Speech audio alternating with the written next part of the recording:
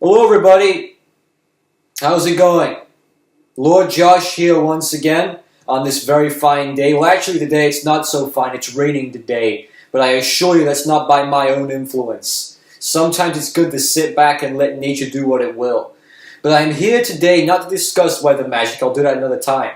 I am here to discuss some criticisms that I've recently had of people saying, Lord Josh can only work with the number 4. He can only work with 4s, and he has an obsession with everything following a 4th synchronicity and the order of the 4. It's not true. If you would actually go into my blogs and you would read some of my literature, you'll find out that I have a profound philosophy that I myself created called the Triad of Tenacity.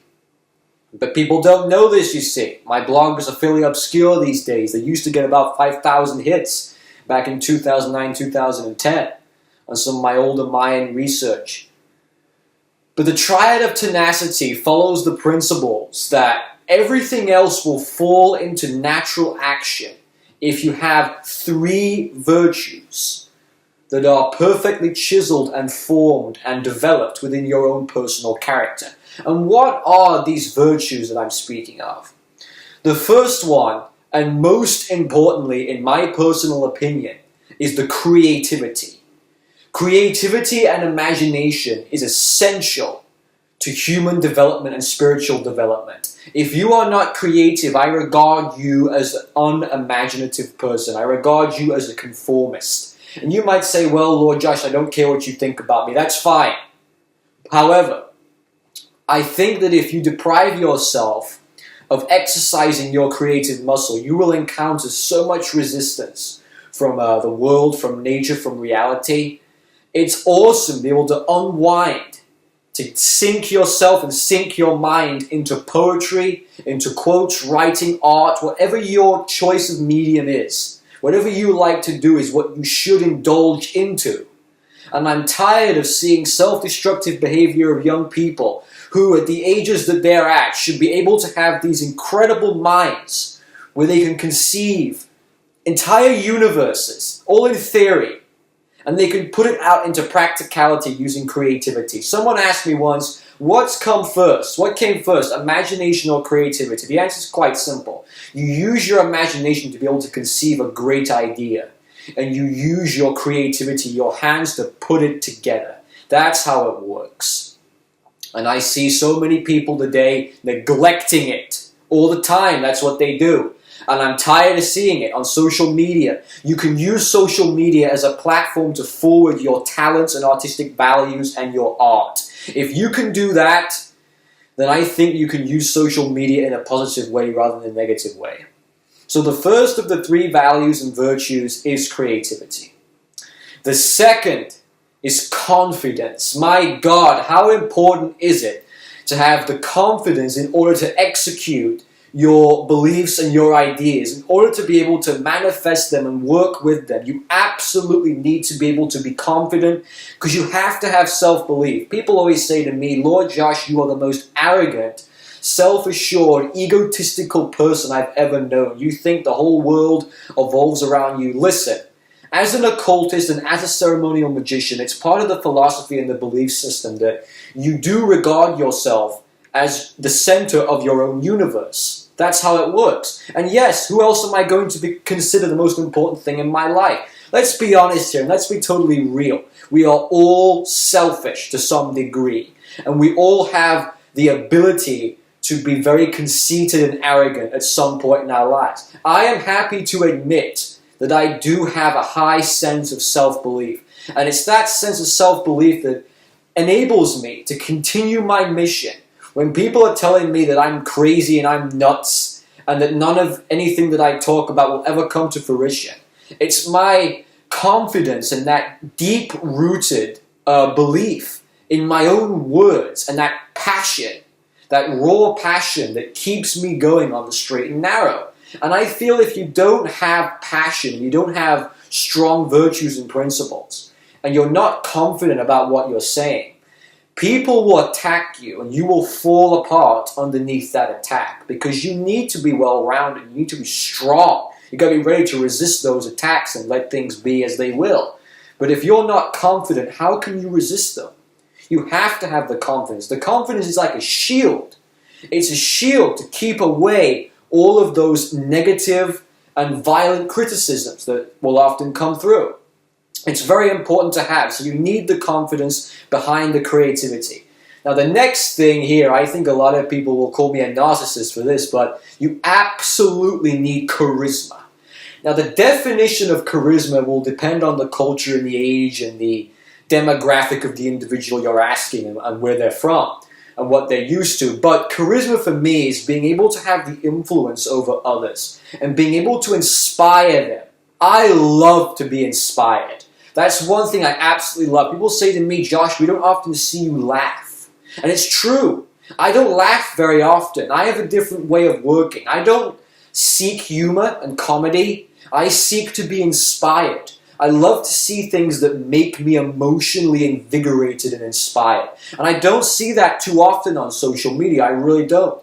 I was watching an interview that J.K. Rowling did with Oprah a little while ago, and I was so inspired by the words of J.K. Rowling. I thought it was fantastic. And she said in her interview, this is so true, this could have come from me, that's how much I related to it. People have a fear of imagination. How true is that? We as a society, we look down on that. And we say, you got to put the silly stuff away, you got to grow up now, you got to go and get a real job and behave like an adult. You always hear about that nonsense, and I'm tired of it. It's the phobia of creativity and a rational fear of a natural talent that everybody had at some point in their life. But they lost it by, getting involved in the rat race and becoming a part of the work culture and becoming a part of the system. They lose that skill. And the charisma is there.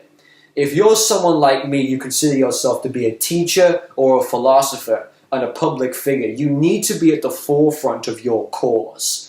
And I'm a true believer that every cause needs an equally brilliant leader, every brilliant cause. And I need to be there for my people. I need to set an example, not by force, but by example. I need to be there. And I need to be working hard for my people to do what my fulfilled duty is, right? I have to be there for them to help them out. And they need to know that I am a personable human being. I am an individual, and I will treat them with the utmost respect that they deserve. So all of those people out there that say to me, Lord Josh, you always think in fours, you're so obsessed with the four directions. Well, there you go, I've broken the age-old oath of lamatology.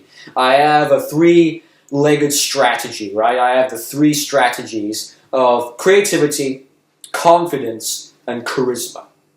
So why do I believe that these things matter so much, and if you have them together, your life will fall into play?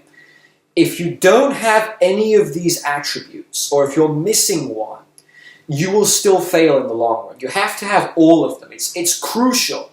It's essential to your development as a human being. And that's not me speaking spiritually or metaphysically. Not at all. That's basic life skills.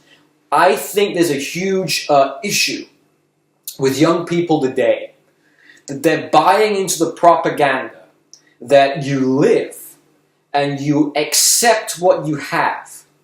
And if you are born into a working class background, and you're born into a family that isn't very rich, and they don't have a lot of money, we're talking materialistically here, basically you're brought up and conditioned to believe that you are happy with what you have, what you've got, what you currently have, you are satisfied with it. And if you want anything else, you're considered greedy. Do you know what I call that? A society that fears success. That's what I call that, an ambition. People are afraid of being ambitious or sharing their ambitions with other people. I'm not afraid of that. I'm very, very ambitious, and I love to share my ideas with other people. I think it's awesome. It solidifies those ideas. It gets your mind working 10 times as hard and 10 times as fast when you have a lofty goal that you want to pursue. It's so important.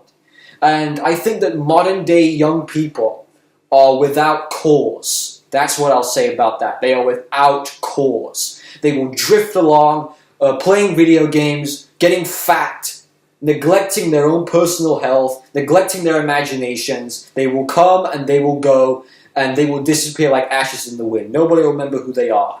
Is that a life worth living? Is it? I don't think so. I think it's ridiculous. That's ludicrous.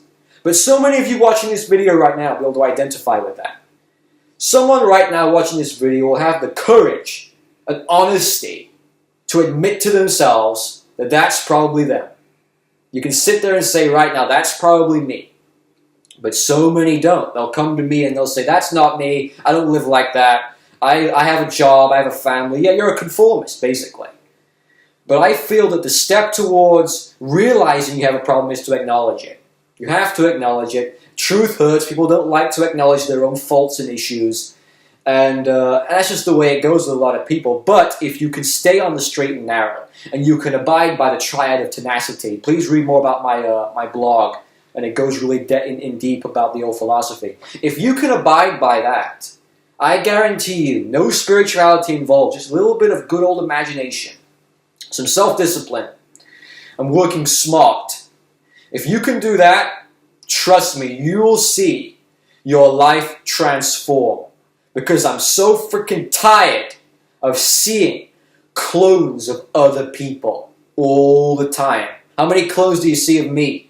Ask yourself that question. Not many. I've not seen any. And I spend my time on Facebook and I'm looking around at the pictures and I'm just looking at these people. And they're getting hundreds of likes. And maybe it's just me. Maybe I'm just completely, utterly from a different planet. Right? Well, I am. Jupiter. But maybe it goes even further than that. But all the people that see their pictures, their content, why aren't they criticizing it? Why are they allowing it to happen? Drug-addicted people on Facebook sharing their drug lifestyles, glorifying their degeneracy. Why is that acceptable? Why is it acceptable to glorify perversion and to advertise your own weaknesses as a human being? Yes, I understand that there comes a time where everybody has weaknesses and they become vulnerable and they show those weaknesses, maybe sometimes it's on purpose or accidental. However, I don't understand why on earth you would show your own lack of self-respect a lot of the time. Whatever happened to that? People say, wow, you sound like a real conservative here, but it's true. Whatever happened to a real sense of strong self-respect? It's gone now. It's gone with the wind. And I feel that if you follow the Triad of Tenacity, if you're not a spiritual person, because Lamatology would cater to most people, if you're an atheist and you completely neglect that side of things and you feel that there is no afterlife or there is no paranormal, I can say right now there is. But if you feel that way, I'm not going to bother convincing you. I'm just going to say try out the Triad of Tenacity. Try the philosophy. Try to gain some creativity. Try to gain some charisma. You know, try to get yourself to be more courageous as a human being. Take more risks. And stop emulating these freaking clones that you're surrounding yourselves by. I'm Lord Josh. Take care. I'll see you soon.